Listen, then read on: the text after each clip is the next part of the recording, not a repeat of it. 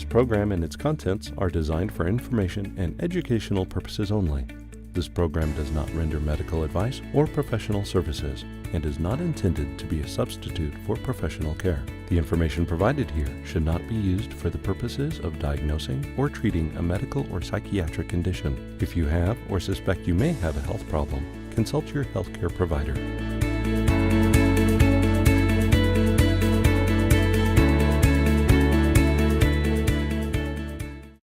Welcome to Positive Momentum TV. I'm Diane Silva, and today my guest is Katie Jensen with Peace Army. We're going to continue our talk on power and control, and we're going to focus on teen and parent relationships. Is that what we look at? Okay, yes, perfect. Very good. So, power and control is basically the idea of using fear and the fear of consequences to get people to change. And there's a set of behaviors that we as parents have used for literally probably hundreds of years, some less now, but it's the idea of using fear.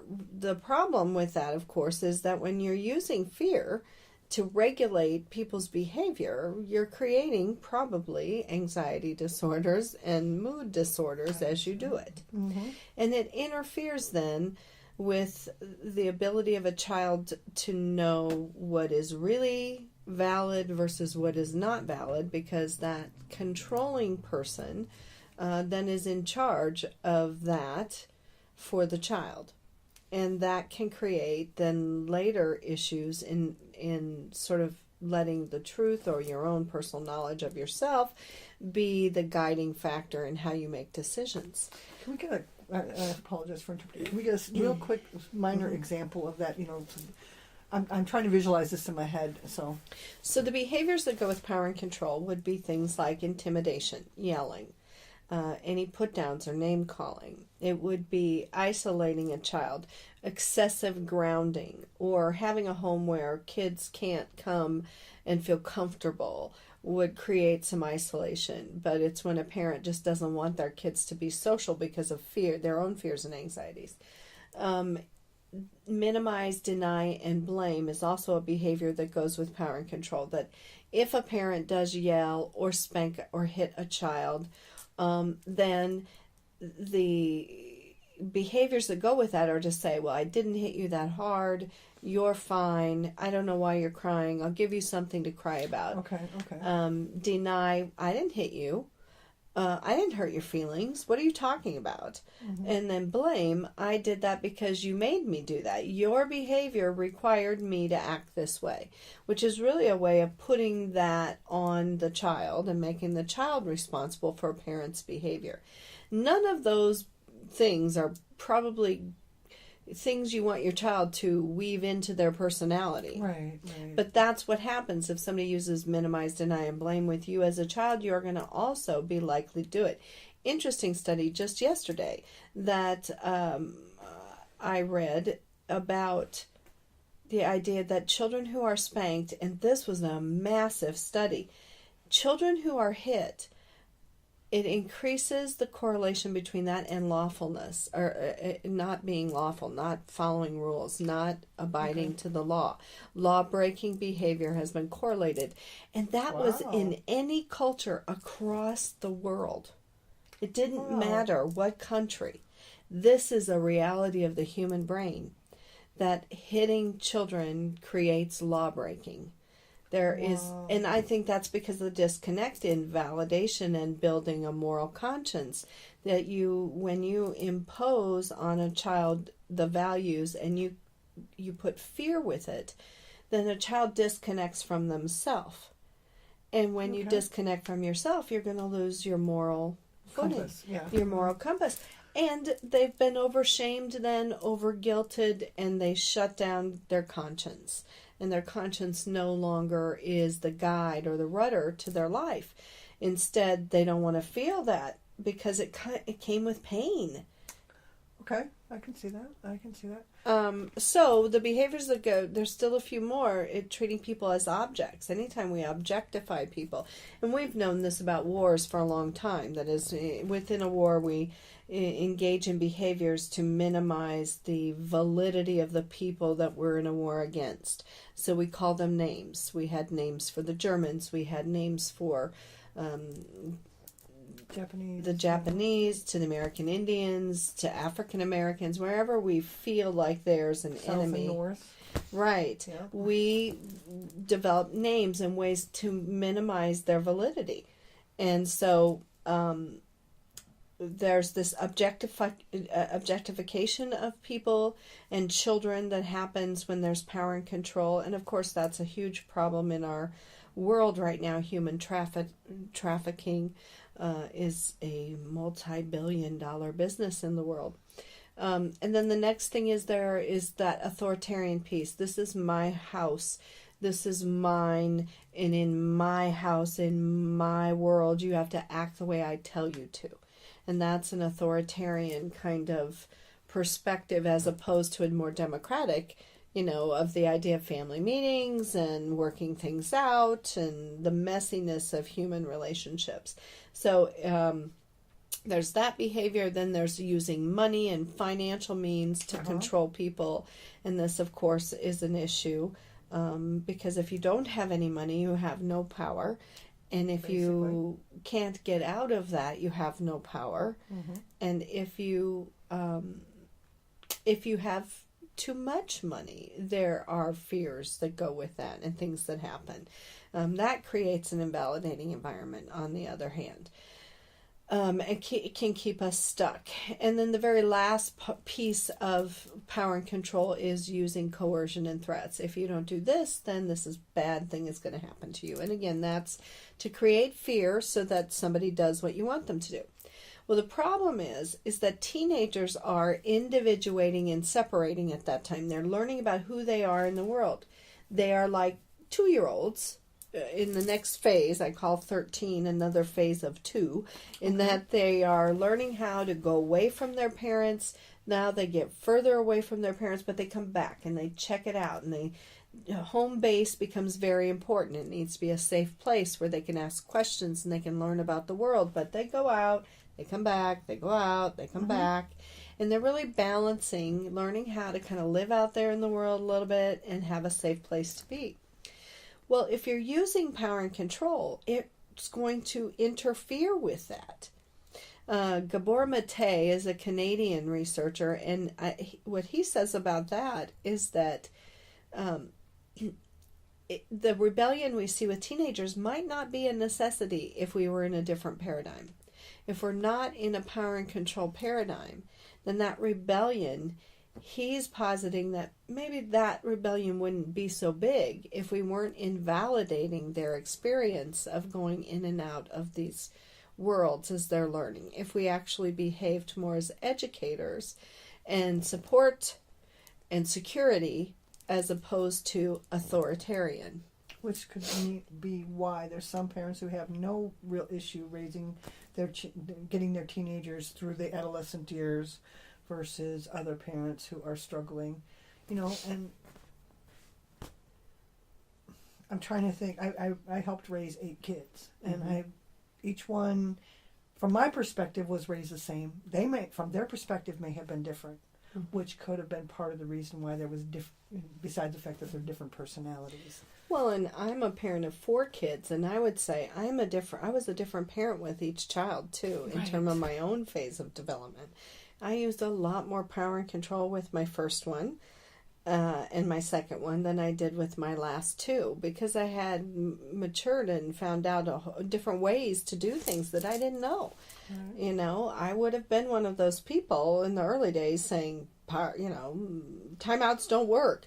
Well, timeouts don't work if you want to control a child. Correct. Mm-hmm. They do work if you're teaching. They work very well, but that takes time. Teaching is not control. So one of the things we talk about when we're talking about teenagers is that you're planting seeds. You're not controlling a teenager. They actually have an awful lot of autonomy. They truly can leave your home. with their legs and go do things that you have no control over. Right. And if parents are trying to impose that control by using power and control, they're literally invalidating the development of their personality. You know, and as you're talking, it's kind of helping me understand the dynamics with the oldest child to the middle child to the youngest child. You know, we look at it like, okay, the first child is, oh my God, we got to protect this child. Well, both are learning. By the second child, you're kind of going, okay, I'm a little more relaxed. By the time they get to the youngest is getting away with everything. The oldest is kind of going, wait a minute. So it's not necessarily... And there's no evidence that those youngest children don't do just as well in the world. Right. You know, and in fact, the oldest children tend to have more neuroticism, more mental health problems, and more addiction. More power and control, more, you know, and parents aren't necessarily more relaxed or laxed on the rules. They're just going, hey, I've learned that this doesn't work. Right, exactly.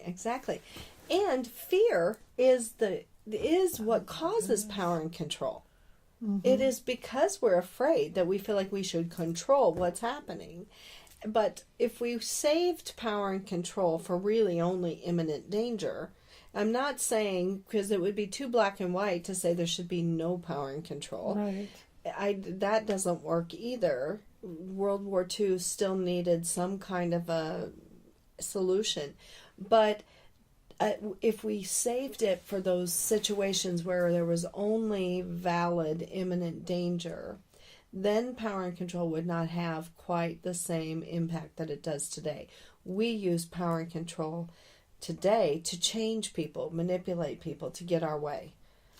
And we may be changing them, but we're not changing them for the better for themselves. We're changing them, we're basically coercing them to our will. Exactly. And that's why sometimes a teenager from a very authoritarian home goes away to college and their life falls apart. Is because they knew how to follow the rules in their home. Right. And they're doing what Dad told me to do. And then suddenly they go to college and there's no one to kick their ass, so to speak, or come down on them, or there's not as much fear. And they start to then experiment for the first time and get themselves into trouble because they haven't gradually learned how, by planting seeds and by allowing consequences. Teenagers are in a very dangerous time in their life, and I think that developmentally that's just the way it is. The cognitive part of the brain isn't fully developed yet, and there is a period of danger between 13 and 24, and that is the highest risk for accidental death. But what if we radically accepted that, like we do with 2-year-olds? You can't just let 2-year-olds run, but at the same time, you can't just corral them either. You have to take them out, and you have to do things with them, and you have to work hard.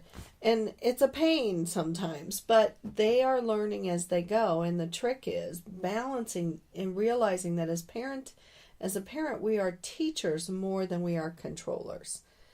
It's the control that creates the damage in the brain. And so what we teach people in DBT is, first of all, parents need to get that power and control behavior out of their relationship with their teenager. Because when you're using power and control with a teen, you're basically saying, he who yells the loudest, he who is the scariest has the power.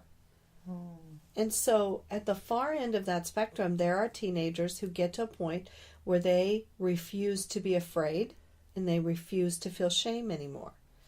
Right, and that can be even more dangerous. Right. Now they can't use their fear to protect them. Now their fear is rebellion, and I'm not going to feel it, and I'll show them. And you're wrong, Mom and Dad. You don't know what you're talking about. I'm going to do whatever I want. And I tell parents, once a kid gets pushed over that edge and they realize, you can't make me sleep, you can't even make me stay grounded, you can't make me do anything, that power and control becomes completely useless unless you're going to take away a person's autonomy. And then you're reducing a child to, a prisoner chained in a room or to a bed or somehow completely controlled. Parents then escalate, and that's when we see violence. Because if you're using the power wheel, I'm yelling, I'm intimidating, I'm trying to scare them into behaving, and that stops working, we're going to escalate to the point at some point where it crosses over into a slap or a hit or something. And then teenagers can hit back.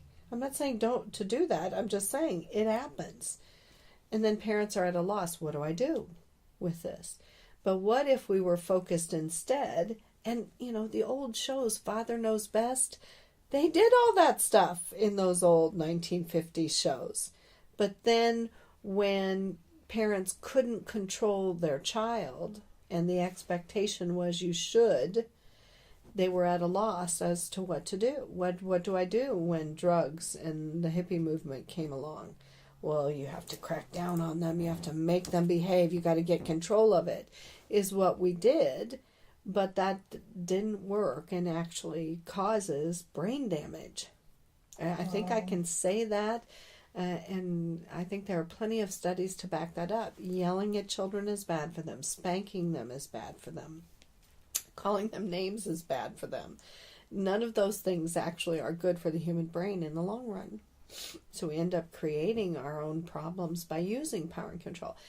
DBT is another way to do it, which is teaching emotional intelligence, teaching teenagers how to regulate their feelings, to know what they feel, to be in contact with their conscience and their guilt and their shame. I try to help my children identify guilt. What are you feeling? Well, do you feel like you shouldn't have done that? How do you feel about the fact that you did that? Do you feel bad about that? And that has been powerful. I've had different children who've made big mistakes, but sitting down with them and using that guilt and shame in a way that it was intended, which is not to make them fear it, but to regulate it, help them, and they didn't make those mistakes again. I didn't end up with a kid redoing that behavior. Because their inner guidance system is functioning optimally. Mm-hmm. We're not using... And maybe, we're not trying to preach or, what we're doing is trying to open up different paths of education, of child rearing, of, why things aren't working the way you believed or I believe they should be working. Mm-hmm. And so the first part would be getting that power and control out. And then parents will say to me, okay, well then what do? I get the power and control out of the relationship, but now I've got no control over this kid who's used to power and control. You have to replace it with something. So what we replace it with is validation. Validation is the idea of looking for the kernel of truth in this child's perspective, in this child's experience, and helping them develop their strengths and their skills, their very real personality, and dealing with that in a way that's effective. And yeah, that asks a lot from a parent, but it's very powerful and it works. And in order to do it well as a parent, and this would be, of course, again, another ideal, but as you're dealing with each child, you have to change. mm-hmm.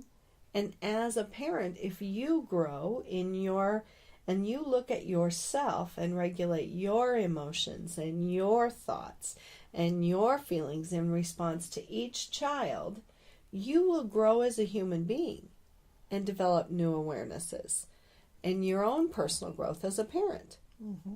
So that we would be learning from them, they are learning from us, and we are growing spiritually with each other. We're also changing the dynamics of future generations. Yes, because now, in the time between our last taping, there's been another study that says that trauma's passed down genetically, that it changes our genes. We've had the study that shows that spanking children is correlated with lawlessness. Yeah. We've had just the research on that is just pouring in about how devastating power and control is to the brain. So let's can we go through like an example of how we would use validation and DBT skills with a child. Let's say the child's used to power and control. They come in past curfew, or their grades aren't. Let's find something that is significant enough that the parent would normally. Curfew is a great one. So, Excuse me.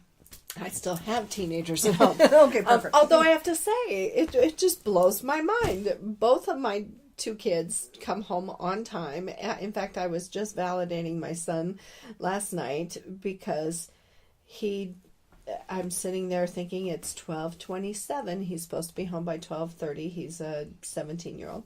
And I'm thinking it's 12:27. I wonder if I should send a text and just remind him 12:30 or check in and see where he's at. And I thought, nope, have faith. He's usually pretty good about it. And just as I finished that thought, I hear his truck coming up the street and he pulls in right on time.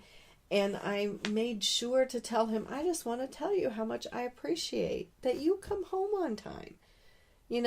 I think as parents, when we're in that power and control, we expect that they come home on time. But we're really in an agreement with each other. And so validating him on that is the way to make that behavior grow. What we focus on in a child will grow. If we focus on their most positive attributes, they're going to show you more of that. Because every human being wants to be recognized for the best of who they are. And I do get that. One of the things I would like to back up just for a moment is while you're talking about this, I felt the old parent in me going, well, I shouldn't have to thank them for following the rules or, and it's all that old programming and just, maybe it's historic. I don't know. But it's, I felt that, I should, so it. Yeah, in the power and control paradigm, praise is a bad thing. Mm-hmm. Because think about it. A kid who's praised might develop autonomy. Yeah, and then they might rebel. And they might say, I don't want you yelling at me. I don't like the way you're treating me. You make me feel bad. So I'm not listening to you. Mm-hmm. If you're alternating a whole bunch of praise. So what happened in a power and control paradigm is not only is there this negative focus of punishment, and this is what bad thing is going to happen to you, and let's get you afraid of the world, but there's also a lack of then positive structure because parents become so focused on looking out for the bad stuff that they don't pay attention to the good. So basically they become attorneys and accountants who are always looking for problems. Yes. And one of the other things I was thinking about earlier is we're talking about the power and control on the child where they become lawless or whatever. But they also, one of the things I noticed about myself, I was raised in very much power and control, is I caught myself even recently going, I don't know. Would somebody please tell me what it is I'm supposed to be thinking about this? Mm-hmm. Can you kind of... Mm-hmm. You lose your sense of self. Which is also, I think, why we get teenagers rebelling, is because teenagers are in that stage of life where they're supposed to be developing a self separate from their parent. Well, if you're using power and control, then you are really trying to impose your values, your will on that child. And then how is that child going to know how they really feel about anything other than fear? I'm afraid to disobey. I can remember going away to college and still having that fear of, oh my God, I'm going to get in trouble. I'm going to get in trouble. I'm going to get in trouble. It didn't stop me from breaking the rules in college. It just made me very anxious as I did it. So I think about how different it is if you're teaching your children about those things. When a child is late, sitting them down and saying, okay, now do you have stuff you have to do tomorrow? Did you get your homework done? We have this curfew in place. And another reason why we have the curfew is because I worry about you. I can go to bed once you're home. I just explain these things to my kids. It's not like it's the end of the world. It doesn't mean they're a bad person. And so when there's been a mistake, we've got a consequence. I'm not angry. I tell people, don't use anger to regulate your child. Use simple, easy consequences, and they will learn. And I get it. And actually, I married someone who was very much into the validation. And I remember when we first got married, it was like, no, you don't have to. It was such a clash in in styles. It wasn't necessarily personalities, but I had the power and control, and he had more of the laid back, easy, let's explain. And I'm like, really, you're going to sit there and explain this long, whole, drawn out, Right. So I get it, how it can transition, how uncomfortable it can feel. But since then, it took me a long time. I'm still not quite comfortable, but I'm more comfortable, and I see the benefit. And I see the peace in that relationship. And the fact that these individuals have spread their wings. They've made their own mistakes. They've learned from those mistakes. They've fallen on their faces. And I'm not there to pick them up, which is one of the things. Another power and control. I have to control this. I have to go rescue. Right. And parents not realizing you don't have to. Sometimes it's just being there with them through the consequence.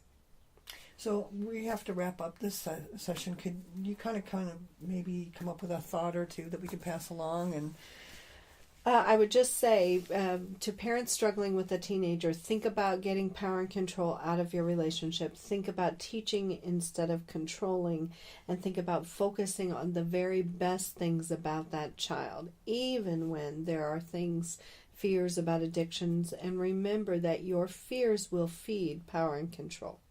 Okay. And for a teenage perspective, if we could give teenagers some perspective. Oh, it's tougher with the teenagers. With the teenagers, teaching them to speak their truth in calm, effective, validating ways. And maybe they have a chance of then being heard and changing their paradigm too. So basically, it's about communication. It's about respect. It's about honoring and validating each other. It doesn't mean you have to like what's going on. You just, hey, anyway. So, excuse me. Thank you. Got a frog. Thank you, Katie. And thank you for watching Positive Momentum TV. We'll have Katie's information on the credits. Contact us or Katie if you have any questions. If there's anything you'd like us to air, maybe there's a topic you'd like us to talk about. Maybe there's something specific you'd like Katie to talk about. And thank you very much for watching. Hope you have a great day. See you next episode.